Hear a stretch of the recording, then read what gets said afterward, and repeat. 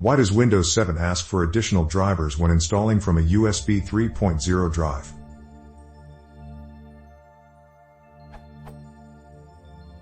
I just bought a new config, Asus P8Z68VLX, i5 2500K plus RAM, a new graphic card.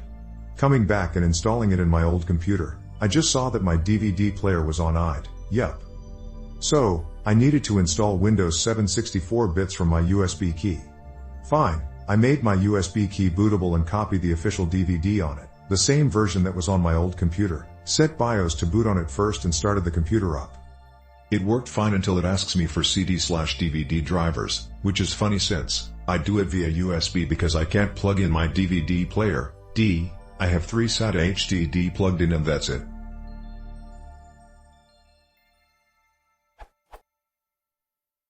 I made a small Google search and found that it could be SATA or RAID drivers. Fine, I took another USB key and put all my motherboard drivers on it, from the CD sold with the MB, and none of those drivers seemed to work. I tried downloading new drivers from Asus website and same effect. Any idea but no, buy a new DVD player, I'm now broke for the month smile?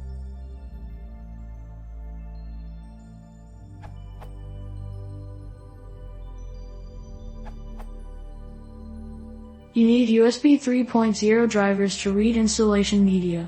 Windows 7 is fine with the C.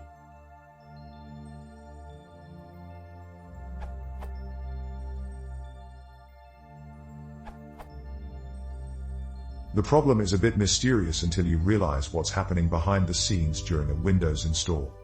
And there is a workaround to allow you to use USB 3.0. One workaround is easier in the moment, the other requires a bit of work to set up, but will be easiest for future installs. Introduction: what exactly is the problem? Here is a lengthy but casual description of the process, and why you can't complete the install.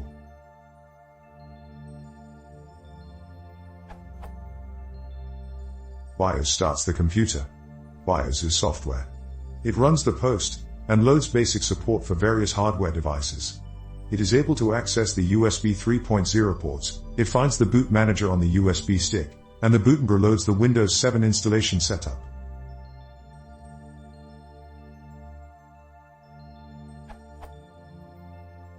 Once the Windows 7 setup X loads, BIOS hands over control of the hardware. The BIOS access to hardware ends. Windows setup must load its own drivers to see the various hardware devices. I think this is called the Windows pre-installation environment. It doesn't have USB 3.0 drivers. So no, just because you started with access doesn't mean you still should now. You don't. You may be aware that during this installation process, Win can see some hard disk controllers. Back in the day, Win NT 4.0, 98 etc., it could see odd controllers, but not SATA, or third-party, or many SCSI controllers. If you had a new motherboard, or add-in card dash, you would have to press F6 and put a floppy disk in.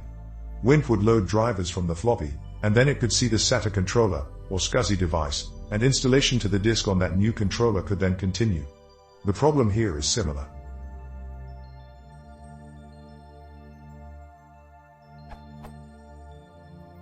Further detail: while BIOS is accessing the USB 3.0 memory stick, Win creates a virtual hard drive, called Drive X, and Win loads itself onto Drive X. BIOS then hands over control, and Win examines Drive X for INT files, to load any drivers it needs. For Windows 7, it has SATA and USB 2.0, but it does not have USB 3.0 drivers in its arsenal. Remember, Win98 didn't have USB 2.0 drivers either. So, why can't you continue? The problem is only the WIMP environment and utilities, e.g., the partitioning utility, are loaded onto Drive X. The actual Windows 7 software is still stored as a package on the USB 3.0 memory stick, and now that BIOS has handed over hardware control to pay, you've lost access to it. We'll fix that later. The last step in the process.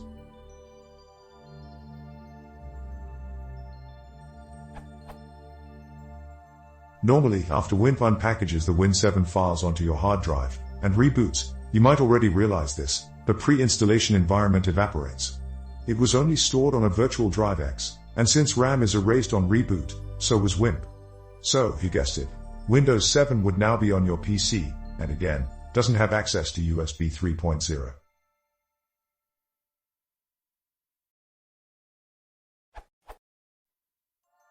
Summary.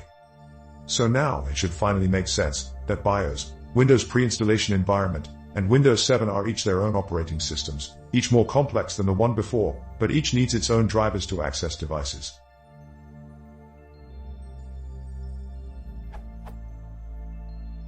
The solution? It's actually pretty simple. You just need to add a driver to each OS. BIOS has its own. Windows Pay and Windows 7 are stored as packages on the installation disk. The long way around is to get a copy of your USB 3.0 drivers, and unpack the Win package, and if you want, unpack the Windows 7 package, stick the driver int files into their driver caches, and repackage them, and put the updated package back on the install disk. Once that's done, you're good for any new installs you do. Someone else can tell you how to slipstream. It's a bit time consuming for a one-time fix. For a one-off, it's a lot easier to do this. Remember that a USB stick will only install Windows 7 if the stick is formatted NTFS before you copy your Win 7 DVD to it. FAT won't work.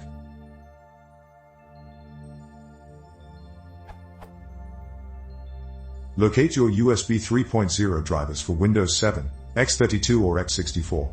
I'm not sure how crucial that is. For myself, I used an e-tron 168 and there was just one inf and it worked for x64. On a Win 7 x64 installation, there are both x32 and x64 drivers present, so start by matching the corresponding driver to the install you're working with. If that doesn't work, maybe try the other. Create a drivers folder on a USB stick, or on a second USB stick.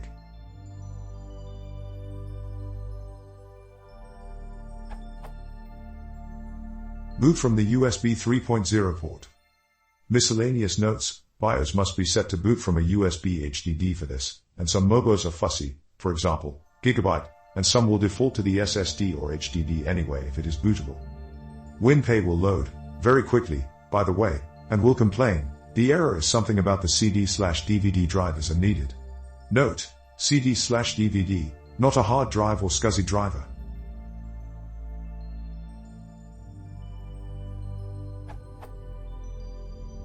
At this point, you have the option to browse. Whichever USB stick you put the drivers onto, put it into a USB 2.0 port, and then browse. Win will auto-detect the USB 2.0 stick. You can browse to the folder, and select OK.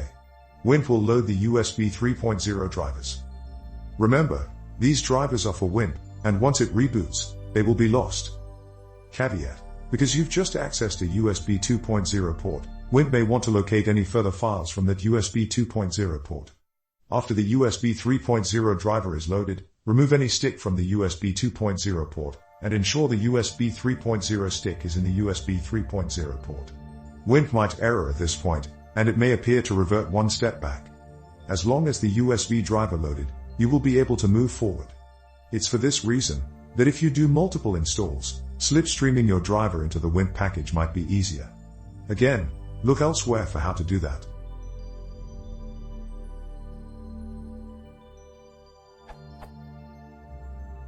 Ideally, once the driver loads, Win will move to the next step, and you can now start your install. Select or create the partition on your hard disk, or SSD, and start the install. With your USB 3.0 drivers working, Win will be able to locate the Windows 7 package on the USB 3.0 stick, and unpack it into the hard disk partition you selected. Note: it may not make sense, but Win could have seen and allowed you to tailor the hard disk or SSD, created and sized your partitions, and then complained it didn't have access to the Windows 7 package on the USB 3.0 stick, but for whatever reason, it stops things right up front, and asks for the CD/DVD driver, in this case, USB 3.0 driver. The install will be very quick from that point. For a build I just did, it unpacked Win 7 onto a low-end SSD in 4 minutes.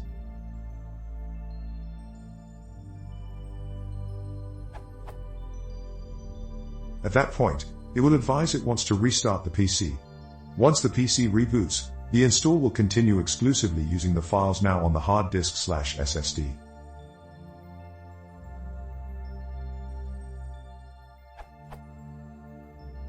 Therefore, remember to remove the USB stick during the reboot. Make sure BIOS is configured to boot from the C drive, hard disk/SSD, at this point. Windows 7 will configure itself, load any device drivers it can, and you'll be at the desktop in no time. Just remember you now need to put the memory stick in a USB 2.0 port and load the USB 3.0 drivers for Windows 7.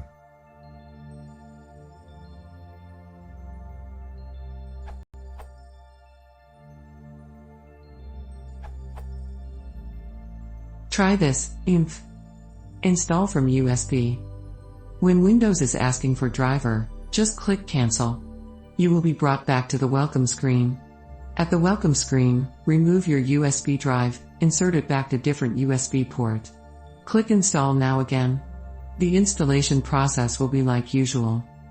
Also, forget where I found this tidbit.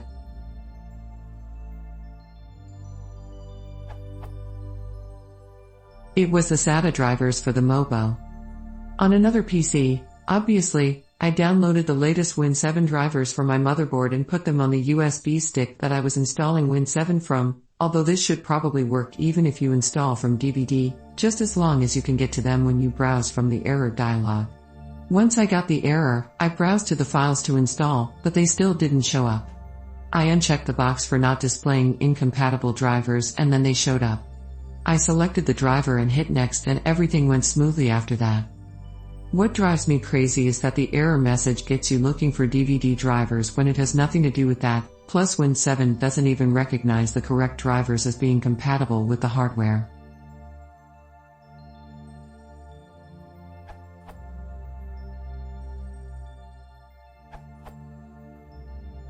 Okay, on short you must change the USB port.